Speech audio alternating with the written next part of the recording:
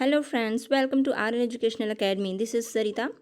सो friends, start करते हैं आज की क्लास। आपको आज हिंदी की क्लास मिलने वाली है। आज हम लेकर के आए हैं हिंदी, और हिंदी में भी इम्पोर्टेंट टॉपिक चल रहा है संधि। पिछला वीडियो आपने देखा होगा संधि पर। संधि थी जैसे कि संधि एक बहुत ही टिपिकल टॉपिक है और एक बार में दोस्तों नहीं समझ में आती है। अगर मैं ये कहूँ कि एक बार में समझ में आ जाएगा तो ये गलत होगा, क्योंकि सच में एक बार में समझ नहीं आता है संधि। तो आपको संधि सिर्फ और सिर्फ किसी के पढ़ा देने से एक बार में नहीं आ जाएगा, चाहे वो मैं हूँ चाहे वो कोई भी हो। हाँ, आएगा, बिल्कुल आएगा, क्यों नहीं आएगा। लेकिन तब आएगा जबकि आप उस पर प्रैक्टिस करेंगे और उसको 2 से 4 बार देखेंगे और समझने का प्रयास करेंगे तो बिल्कुल आएगा। संधि ऐसी चीज़ नहीं है कि आए ही ना, हर किसी को आती है, वो हर उस इंसान को आती है जो प्रयास करता है। कोई भी काम इम्पॉसिबल नहीं होता है, प्रयास करने से सब कुछ आता है। और ये भी इम्पॉसिबल चीज़ नहीं है, थोड़ा सा टिपिकल है, थोड़ा सा हार्ड है, लगता है कि हाँ संधि लगता है थोड़ा सा कठिन, तो मेहनत करेंगे क्यों नहीं आएगा। तो 2 से 4 बार देखिए वीडियो और उसको पॉज करके समझने की कोशिश कीजिए। समझेंगे तो संधि बिल्कुल ईजी वे में आसानी से आ जाएगी। शुरू शुरू में थोड़ा हार्ड लगता है, जैसे जैसे आप बढ़ते जाएंगे, प्रैक्टिस करते जाएंगे, वैसे वैसे आपको संधि बिल्कुल ईजी होती जाएगी और समझ में आने भी लगेगा। तब आप कहेंगे कि हाँ समझ में आ रहा है, तब अच्छा भी लगेगा पढ़ने में। स्टार्टिंग में थोड़ा सा बोरिंग लगेगा, क्योंकि समझ में नहीं आता है। तो समझने का प्रयास कीजिए दोस्तों और प्रैक्टिस कीजिए। तो चलिए, आज का जो टॉपिक है वो संधि का दूसरा पार्ट है। संधि में हम स्वर संधि देख चुके थे और आज हम पढ़ेंगे व्यंजन संधि। तो दोस्तों, जैसा कि आप स्वर संधि पढ़ चुके हैं, लेकिन फटाफट एक रिवीजन कर लेते हैं स्वर संधि के लिए, संधि के लिए। तो संधि देखिए, संधि 3 प्रकार की होती है। कौन कौन सी? स्वर संधि, व्यंजन संधि और विसर्ग संधि। अब स्वर संधि, व्यंजन संधि, विसर्ग संधि है बहुत बड़ा, तो सभी को एक साथ नहीं लिख के चला जा सकता, इसलिए एक एक करके चलेंगे। तो पिछले वीडियो में स्वर संधि का पूरा डिफिनेशन दिया था मैंने और पूरा बताया था, तो आप पिछले वीडियो पे जाकर जरूर देखिएगा और फिर धीरे धीरे आगे बढ़िएगा। तो चलिए, यहाँ पर भी हम थोड़ा सा फास्ट रिवीजन करा देते हैं पिछले वीडियो का कि स्वर संधि में क्या कुछ पढ़ाया गया था। देखिए, संधि क्या होती है? 2 स्वरों का मेल होता है, मतलब ऐसी ध्वनियों का मेल होता है। सच कहें तो शब्दों का जो मेल होता है वो समास होता है, और ध्वनियों का मेल, ध्वनि क्या होती है? मुख से उच्चारित होने वाली छोटी से छोटी वह ध्वनि जिसके और टुकड़े न किए जा सकते हैं। प्रथम जो ध्वनि होती है, मुख से जो उच्चारण होता है, उसको हम वर्ड कहते हैं या अक्षर कहते हैं, वही। तो उसी वर्ड का, उसी अक्षर का जो मेल होता है वो संधि होता है। अब देखिए, स्वर संधि हम पढ़ेंगे। स्वर, व्यंजन, विसर्ग 3 संधियाँ होती हैं। स्वर संधि के कितने भेद होते हैं? तो स्वर संधि के 5 भेद होते हैं। कौन कौन से? तो दीर्घ स्वर संधि, गुण स्वर संधि, वृद्धि स्वर संधि और यड़ स्वर संधि और अयादि स्वर संधि। इन सभी को हम देख चुके हैं। एक फटाफट रिवीजन, बस बिल्कुल शॉर्ट में बता दूं दोस्तों आप लोगों को, कि जो आप लोगों को टिपिकल लग रहा था उसके लिए देखिए, बस इतना सोचिए, 2 से 4 बार देखिए वीडियोस को और बस इतना सोचिए कि दीर्घ संधि के लिए दीर्घ मात्रा, दीर्घ का अर्थ होता है बड़ा, तो दीर्घ स्वर संधि के लिए दीर्घ मात्रा मतलब क्या? आ बड़ी ई और बड़ा ऊ, आ बड़ी ई बड़ा ऊ। बस जहाँ भी देखिए आ बड़ी ई और बड़ा ऊ, वो हो जाता है आपका दीर्घ स्वर संधि। तो बस क्या सोचना ही है, यही हुआ। और गुण पर चलते हैं। गुण के लिए ए और ओ की मात्रा, ए और ओ की मात्रा जब मेल होता है संधियों का, 2 ध्वनियों का मेल, 2 अक्षरों का मेल, वर्ड कहें तो उनका मेल होता है। 2 पद होते हैं, पहला पद और दूसरा पद, पहले पद का अंतिम अक्षर और दूसरे पद का प्रथम अक्षर, इनका मेल होता है। तो जो जो शब्द बनता है, उन शब्द के बीचों बीच, एकदम बीचों बीच परिवर्तन जो होता है, तो उसी परिवर्तन को हम देखते हैं और बता रहे हैं कौन सा परिवर्तन होता है। तो वही बीच में आप सेंटर में देखेंगे कि उसमें जो होता है मात्रा का परिवर्तन, उसी मात्रा को बस पहचानना है आपको। गुण संधि में क्या होगा? ए और ओ, ए और ओ की मात्रा आप देखेंगे तो वो तुरंत आप समझिएगा कि गुण संधि है। और दोस्तों आगे बढ़ेंगे, उसके बाद क्या था? वृद्धि संधि था। वृद्धि संधि के लिए बस उससे बड़ा समझ लीजिए, ए था, ए के बड़े भैया हैं, समझ लीजिए। ए से ए हो जाएगा और ओ से औ हो जाएगा। तो गुण में क्या था?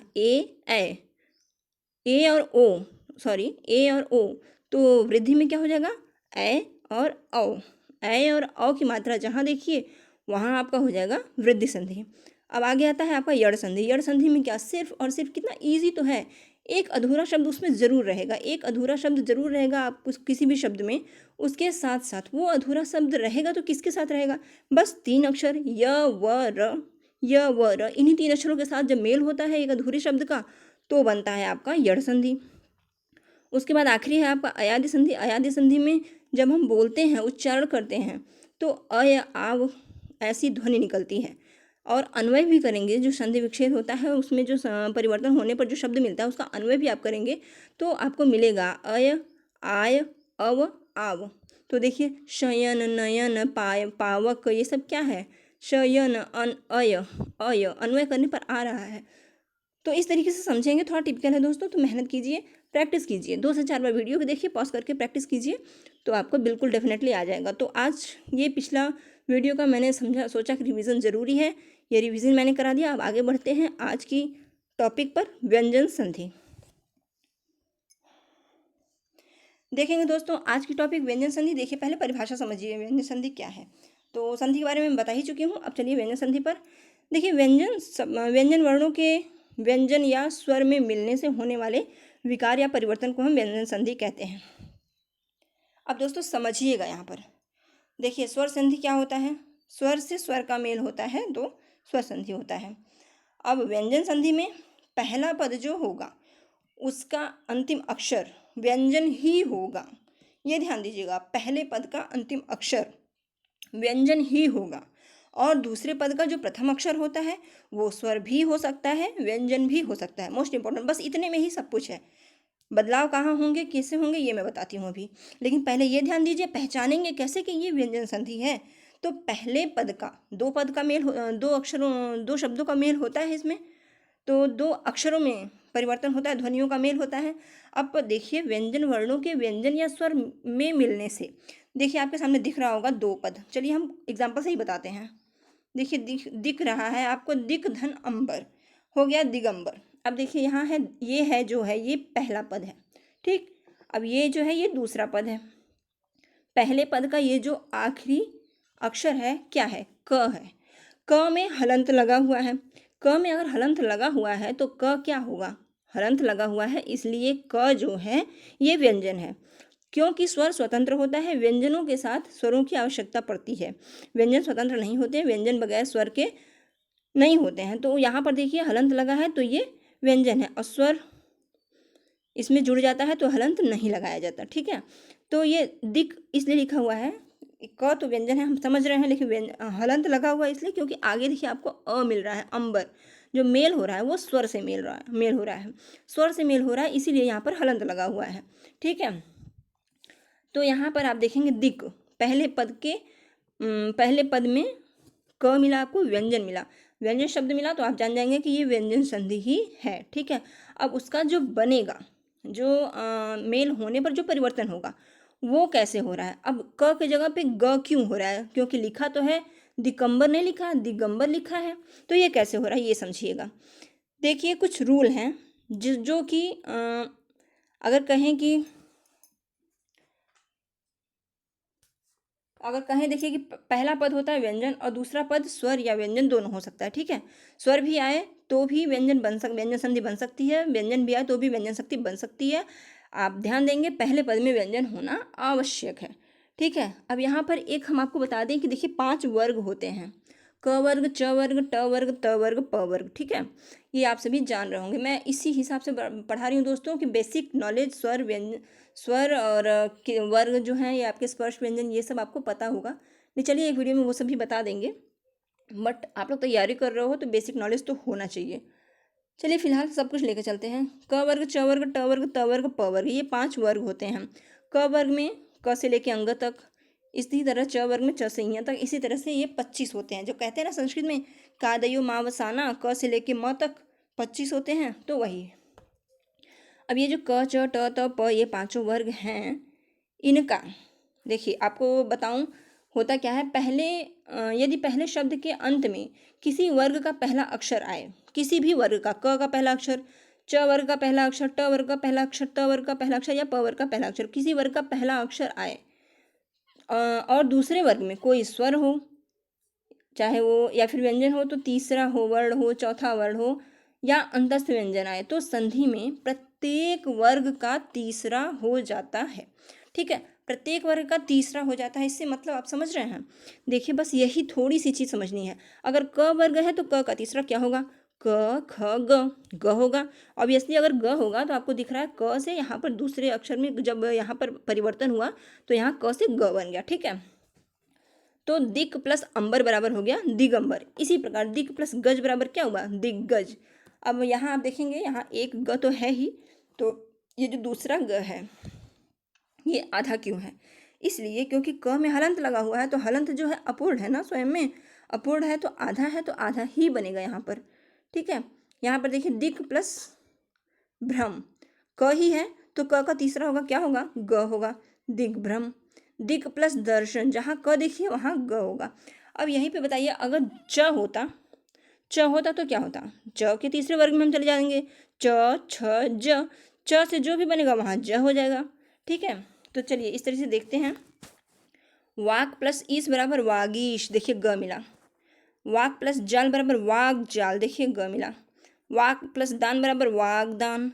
वाक प्लस आडंबर बराबर वागाडंबर। ठीक है, अब आगे बढ़ेंगे। देखिएगा क का अंग में परिवर्तन। देखिए यहाँ पर यही 1 3 5, यही एक तरीके से आप लिख लीजिए कहीं, यही रूल है। ठीक है, समझ लीजिए दिमाग में कि 1 3 5 पहला जो होता है उसका पहले 1 3 और 5 ऐसे ही परिवर्तन होता है। तो पहले का तीसरे में परिवर्तन हो जाता है और पहले का ही पांचवें में भी कहीं कहीं परिवर्तन होता है। अब कहाँ होता है ये समझने की कोशिश कीजिएगा।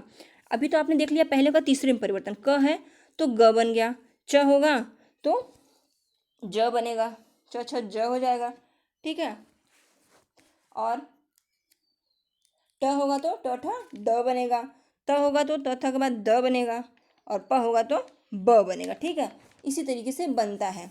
हम ऐसे ही बता दें कुछ। देखिए च वर्ग अगर आएगा तो अच का अजंत हो जाएगा, च से ज बन जाएगा। अच का आजादी हो जाएगा, अच प्लस आदि बराबर आजादी। ट वर्ग में आएंगे तो शट का आनंद, तो षडानन। ट का ड बन जाएगा। त का क्या बनेगा, त का त थ द, तदिच्छा, द बन जाएगा। ठीक है, जगत प्लस ईश, जगदीश। ऐसे देखिए बदलता है। देखिए प वर्ग में देखते हैं, अगर प वर्ग है तो अप धन ज, कुछ ऐसी भी संधियां आती हैं। अप धन ज क्या होगा, अब ज, ब आ जाएगा बीच में, प के जगह पे ब बन जाएगा।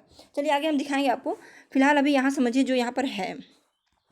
क का अंग में परिवर्तन। अब देखिए ये पहले का पांचवें में परिवर्तन हो रहा है। अभी पहले का तीसरे में परिवर्तन आपने देखा, पहले का पांचवें में परिवर्तन देखिए। देखिए वाक प्लस मय बराबर वांगमय। क का अंग हो गया, पहले जो वर्ग होगा, जो क वर्ग है तो क वर्ग का ही तीसरे में परिवर्तन होगा, या फिर तीसरे का ही क वर्ग का ही पांचवें में परिवर्तन होगा। ठीक है, तो यहाँ पे देखिए क का अंग में परिवर्तन हो जाता है। वाक प्लस मय तो वांगमय, क का अंग बन गया। अब ये आप सोचेंगे कि कहाँ किस में क का ग बनेगा और किस में पांचवा पद बनेगा, तो बस बहुत ज़्यादा नहीं होते हैं अंग में पांचवें में परिवर्तन होने वाले, कुछ होते हैं। तो दोस्तों थोड़ा प्रैक्टिस तो करना होता है ना, प्रैक्टिस करेंगे तो वो शब्द भी आपके रूल रेगुलेशन के साथ साथ वो शब्द भी दिमाग में आ जाएंगे कि इसका अंग में ही परिवर्तन होगा। वांग्मय आपने शब्द सुना होगा, अब वाग्मय तो होगा नहीं, अगर क का ग में परिवर्तन किया जाए तो वाग्मय तो होगा नहीं, वांग्मय होता है। तो इस तरीके से कुछ शुद्ध शब्द होते हैं, वही सही होंगे। तो यहाँ वाक का वांग्मय हो गया। अब देखिए प्राक्दनमुख, प्रागमुख तो होगा नहीं, हाँ तो प्रांगमुख होता है, प्रांगमुख। ठीक है, यहाँ देखिए जैसा मैंने बताया अभी, देखिए च का ज में परिवर्तन। अब ये क वाला हो गया, अब दूसरा वर्ग क्या हुआ, क वर्ग के बाद च वर्ग। च वर्ग में देखेंगे क्या परिवर्तन होगा, तो च का ज में परिवर्तन होता है। ठीक है, अब च का ज में परिवर्तन होगा तो क्या होगा, देखिए यहाँ पर है अच और यहाँ पे है अंत। च में हलंत है तो यहाँ आगे आपका स्वर मिल गया, तो ये पूरा हो गया। अब च का परिवर्तन किस में होगा, तीसरे में हो जाएगा। और किसके तीसरे में हो जाएगा, च वर्ग के ही तीसरे में, च वर्ग के ही तीसरे में। च का तीसरा क्या होगा, च छ ज। यहाँ पे आप देख पा रहे हैं च छ ज, वहाँ पे आपका लिखा नहीं होगा दोस्तों, आपको ये अपने माइंड में सेट करना होगा। क वर्ग का तीसरा ग, च वर्ग का तीसरा ज, ट वर्ग का तीसरा ड और प वर्ग का तीसरा ब। इसी तरीके से आप परिवर्तन करेंगे। प्रैक्टिस कीजिएगा दोस्तों, कुछ नहीं है, प्रैक्टिस करेंगे और समझेंगे। 2 से 4 बार 6 बार देखिए वीडियो और प्रैक्टिस कीजिए साथ ही साथ, तो सभी करते करते आ जाएगा। फर्स्ट बार में मुझे भी नहीं आया था, फर्स्ट बार में किसी को नहीं आता है, मेहनत करनी होती है। अगर आप पहली बार पढ़ रहे हैं संधि, तो कोई बड़ी बात नहीं है, कोई नई बात नहीं है कि नहीं थोड़ा हार्ड लग रहा है या सबके लिए है, करते करते कोई भी चीज़ आसान हो जाती है। और कुछ भी ऐसा नहीं है जो कि आसान ना हो, जो भी समझ में ना आए। अभी हम कर पा रहे हैं, अभी हमें बोलते ही समझ में आ जाता है कौन सी संधि है, तुरंत समझ में आ जाता है। आप लोगों को भी ऐसे ही आ जाएगा। देखिए अच धन आदि, च को तुरंत ज में चले गए, आज़ादी होगा। क्या होगा, कोई पूछे अगर आज़ादी होगा, अगर आज़ादी का कोई पूछे कि विच्छेद क्या होगा, तो ज से हम लौट आएंगे च पर, है कि नहीं। अगर परिवर्तन पूछता है कोई, तो अच प्लस आदि आजादी, च से हम ज पे चले गए। और अगर विच्छेद पूछता है तो वापस आ गए, तीन एक का जो तीन होता है, तीन का एक कर देंगे। ठीक, देख पा रहे होंगे आप यहाँ। चलिए देखिए आगे, अगला वर्ग क्या है, ट वर्ग है। ट का परिवर्तन होगा किसमें, उसके तीसरे में। तो ट का तीसरा क्या होगा, ड होगा। ट का तीसरा ड होगा। देखिएगा यहाँ ट का ड में परिवर्तन। अब षट प्लस दर्शन, षट प्लस दर्शन का क्या होगा, षड दर्शन। ट का ड में परिवर्तन, ठीक है। पहले पद का दूसरे पद से मेल हुआ, तो जो पहले पद का अंत है और दूसरे पद का प्रथम शब्द है, इन्हीं का मेल होता है, इसी ध्वनि का मेल होता है। जो अकेले होते हैं वो ध्वनि वर्ण या अक्षर ही कहलाते हैं ना, तो इन्हीं का मेल होता है। तो ट का मेल होगा इसमें, तो बाकी सब चीज़ें, पिछला पद जो होता है दोस्तों, वो ज्यों का त्यों ही लिखा जाता है। ठीक है, इतना आप समझिएगा। पिछला पद जो होता है, दो पद होते हैं, तो जो दूसरा पद होता है वो ज्यों का त्यों लिखा जाता है। परिवर्तन जो होता है वो पहले ही पद में होता है। अब षट है, षट में बस ट का परिवर्तन ड में कर देना, कुछ नहीं। षड दर्शन, कुछ बदला यहाँ पे, बस ट से ड बदला, बाकी सब वही है। ठीक, यहाँ पर देखिए षट प्लस आनन, आपने सुना होगा षडानन, और बदला क्या यहाँ पे, आनन, तो ऐसे ही है। और षट का ट का यहाँ पर ड बन गया, ये बन गया। और ये आ जो है, ये मात्रा इसी में लग गई, आनन, षडानन। अब षड आनन तो लिखेंगे नहीं ना, आ की मात्रा ही तो है। उसका स्वरूप क्या है, इसका स्वरूप क्या है, इसका स्वरूप तो आ की मात्रा ही है। तो ये आकर के इसमें मेल हुआ तो इसमें लग गया। ठीक, देखिए अगला होगा क्या वर्ग, अगला होगा त वर्ग। तो त का च में परिवर्तन, जब त का च में परिवर्तन होगा,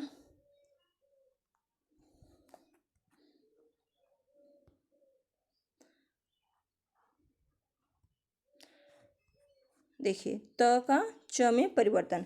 अब शरत धन चंद्र। अब देखिए यही कुछ चीज़ें हैं जो बदलाव है। अब उसमें तो आपको कुछ भी याद नहीं करना है कि पहले का तीसरा हो जाएगा और कहीं कहीं पहले का पांचवा होगा, पहले का तीसरा और पहले का पांचवा, 1 3 5, आपको बस यही याद करना था। अब यहाँ आप देखेंगे कुछ चीज़ें होती हैं जहाँ थोड़ा सा परिवर्तन होता है, तो यही आप समझने की कोशिश करेंगे।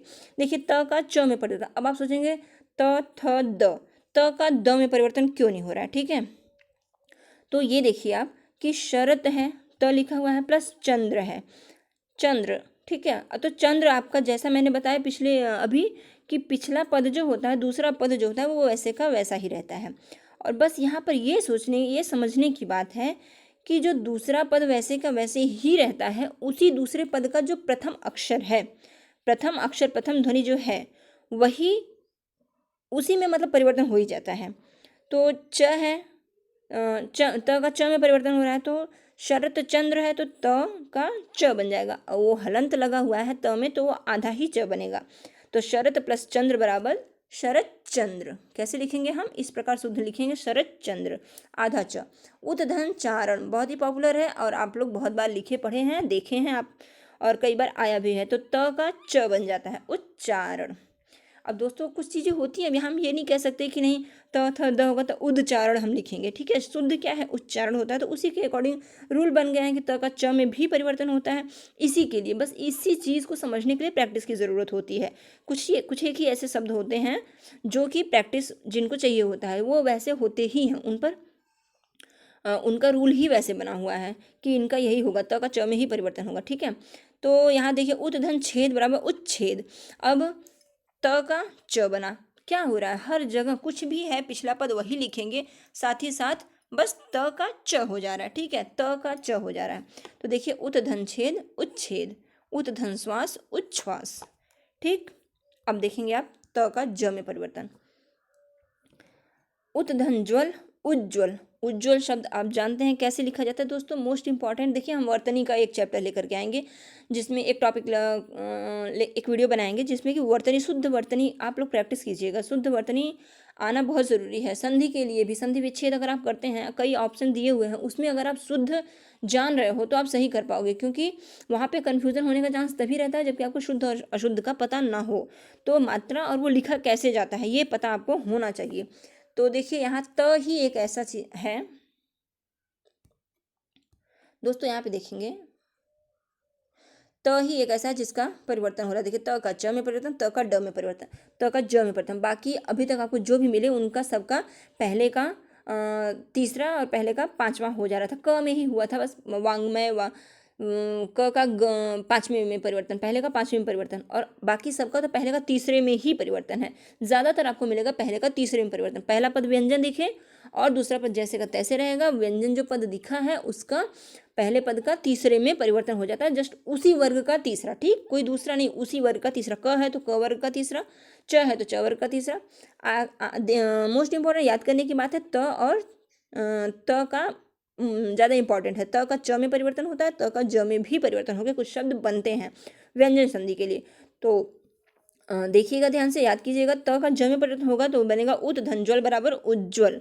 हलंत जो शब्द हलंत वाले शब्द होते हैं उच्चारण करते समय या लिखे हुए जो हलंत वाले शब्द होते हैं उनको अगर हलंत के बगैर हम लिखेंगे तो आधा लिखेंगे, क्योंकि हलंत लगाने का अर्थ ही हुआ वह जो है उसमें वो आधा हो गया है। ततधनजय बराबर तज्जय, सतधनजन बराबर मोस्ट पॉपुलर देखिए आता है, ये आती है ये चीजें। सतधनजन बराबर सज्जन। विपत धन जाल बराबर विपत जाल, विपत जाल। द मत कीजिएगा, विपद जाल नहीं होता, विपत जाल। विप उसके बाद आधा ज, पूरा ज, आ और ल, ठीक है। आई होप आप समझ पाए होंगे। और दोस्तों थोड़ी सी प्रॉब्लम हो रही है तो थोड़ा सा पेशेंस रखिए और पेशेंस के साथ प्रैक्टिस कीजिए, प्रैक्टिस कीजिए। कोई भी चीज़ ऐसी नहीं है कि पॉसिबल ना हो, सब कुछ पॉसिबल है, सब कुछ हो सकता है। सब आप लोगों को तैयारी करेंगे, मेहनत करेंगे, लगे रहेंगे, सबसे बड़ी बात है हिम्मत ना छोड़ना, लगे रहना किसी भी काम में। किसी भी काम में आप लगे हुए हैं तो मजाल क्या है किसी चीज़ की कि जो ना हो, तो बिल्कुल होगा, बिल्कुल संधि आपको बिल्कुल ईजी लगने लगेगी। बस प्रैक्टिस करते रहिए और लगे रहिए हमारे साथ। तो दोस्तों चलिए आगे बढ़ेंगे। त का देखिए द में भी परिवर्तन होता है। अब ध्यान दीजिएगा, मोस्ट इंपॉर्टेंट देख लीजिए, समझ लीजिए आप लोग यहाँ पर कि त ही एक ऐसा शब्द है जिसका कितना परिवर्तन हो रहा है, बाकी सबका नहीं। तो त ही है। त का जब भी टॉपिक आए तो उसे आप ध्यान देंगे कि वो शब्द बनता कैसे है, शुद्ध वो शब्द कैसे लिखा जाता है, ठीक है। त का द में परिवर्तन, उत प्लस अ बराबर उदय। त का द हो गया, त थ द। दोस्तों देखो ये रूल जो है सब पे फॉलो होगा कि पहले का तीसरे में, ठीक है, पहले का तीसरे में सब पर फॉलो होगा। बट कुछ वर्ड कुछ ऐसे होते हैं जहाँ पर त का च बना और त का ज बना। बाकी देखिए अब ये जो ज़्यादातर शब्द आपको दिख रहे हैं, देखिए ये जो ज़्यादातर शब्द आपको दिख रहे हैं ये सारे क्या हैं, तीसरे में ही तो परिवर्तन है, पहले का तीसरे में ही तो परिवर्तन हो रहा है ना। तो त का द, त थ द तीसरे में ही परिवर्तन है। तो उत प्लस अय बराबर उदय, उत प्लस घाटन उद्घाटन, उत प्लस द गम उद्गम, उत प्लस भाव उद्भव, उत प्लस भव उद्भव, उत प्लस योग उद्योग, उत प्लस हार उद्धार, उत प्लस देश्य उद्देश्य। देखिए दोस्तों सभी उत प्लस हृत उद्धृत और उत प्लस हित बराबर उद्धृत, ये सभी क्या है, पहले का तीसरे में परिवर्तन, पहले का तीसरे में परिवर्तन, पहले का तीसरे में परिवर्तन। सत प्लस आशय सदाशय, सत प्लस वाणी सदवाणी, सत प्लस भाव सद्भाव।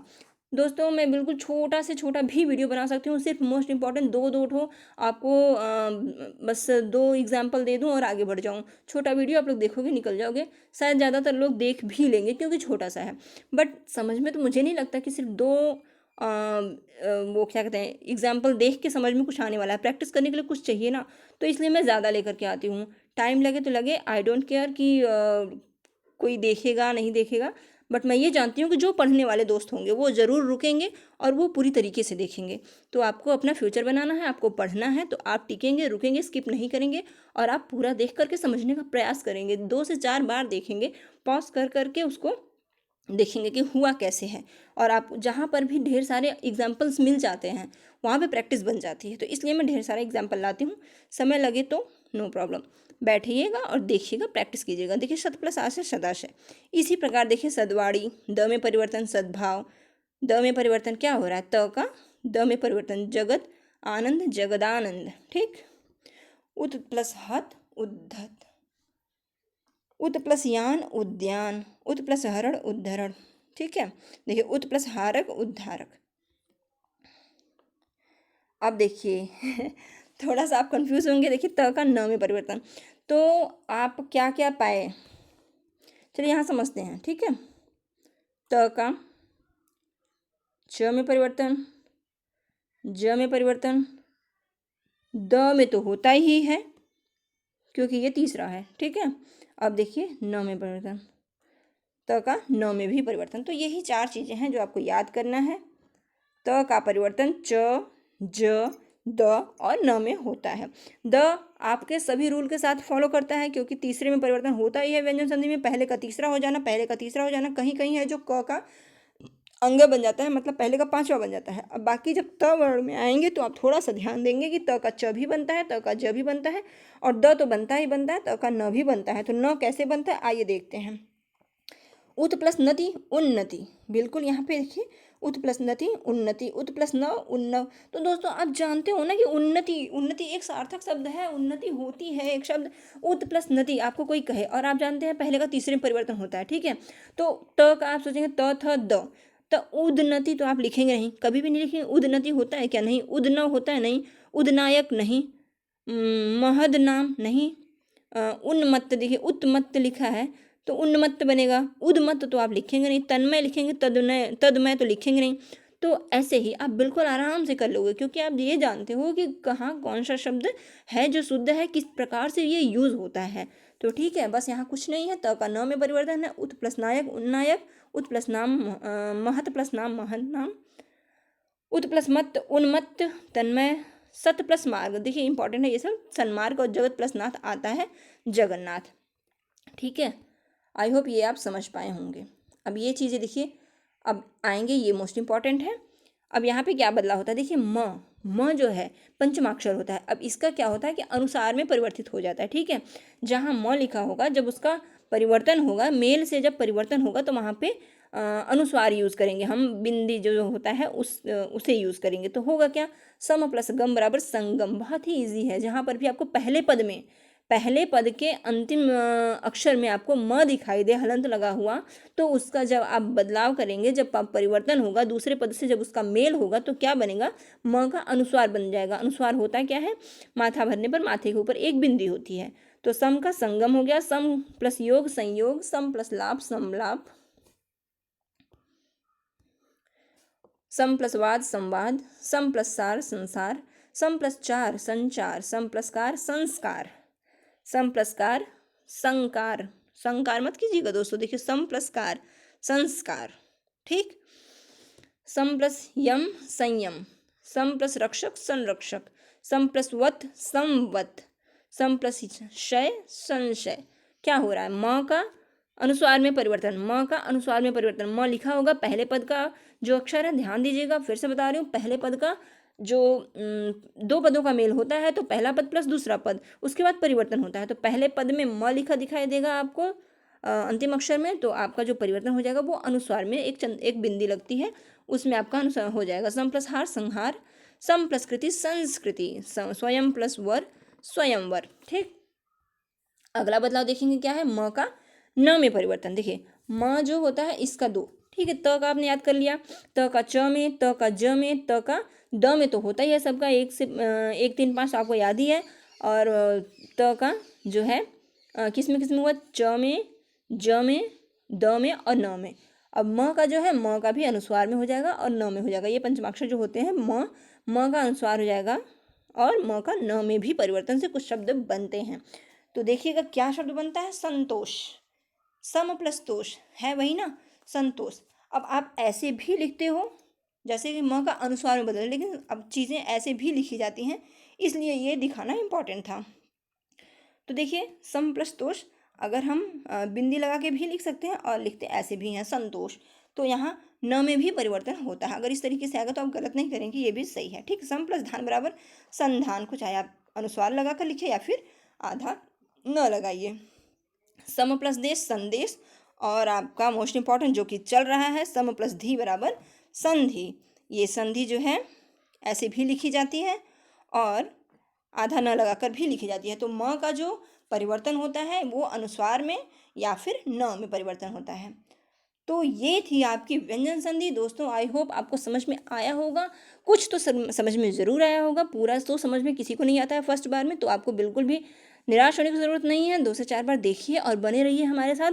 अगर दोस्तों अगर नहीं समझ में आता, ठीक है, तो आप हमें बताइए, कमेंट बॉक्स में कमेंट कीजिए कि कहाँ आपको प्रॉब्लम हो रही है। उसको हम डिफाइन करने की कोशिश करेंगे और बताएंगे, क्योंकि बताने से ही समझ में आता है कि जो हमारे स्टूडेंट हैं, जो डेली यूज़र हैं, जो देखते हैं हमारा चैनल, उन्हें कहाँ प्रॉब्लम हो रही है और उसको हम दूर करें। हमारा प्रयास यही रहता है कि हम आपकी प्रॉब्लम्स को सॉल्व करें और आपके अकॉर्डिंग क्लास लेकर के आएँ, आपके अकॉर्डिंग वीडियोस बनाएं।